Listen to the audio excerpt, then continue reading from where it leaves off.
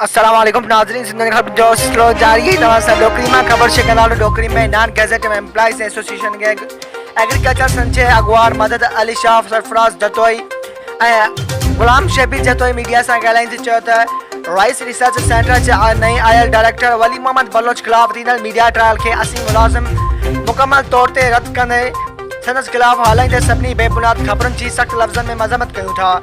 Union अगवान चयो त नओं आयल डायरेक्टर वली मोहम्मद बलोच हिकु बहितरीन ऐं ईमानदार ऑफिसर आहे जंहिं गुज़िरियल केतिरनि ई सालनि में राइस रिसर्च सेंटर में रहियल ऐं अणपूरो कमु मुकमल कराए रहियो आहे। हिननि चयो त कुझु मौक़े परस्त माण्हू ज़ाती फ़ाइदा वठण लाइ इदारे खे बदनाम करण जी कोशिशि करे इदारे खे तबाह करे रहिया आहिनि।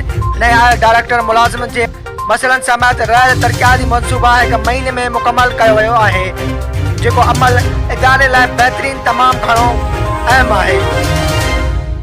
डायरेक्टर तमामु बहितरीन माण्हू आहे, तमामु सुठो कमु करे रहिया आहे ऐं असांजी उमेद आहे त हीउ डायरेक्टर असांजे इदारे खे तमामु मथे खणी वेंदो।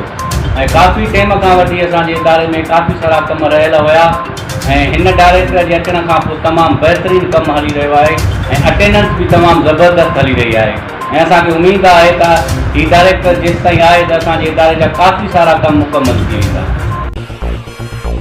वधीक ख़बरूं ॾिसण लाइ विज़िट कंदा असांजी वेबसाइट www.sindhajraknews.com।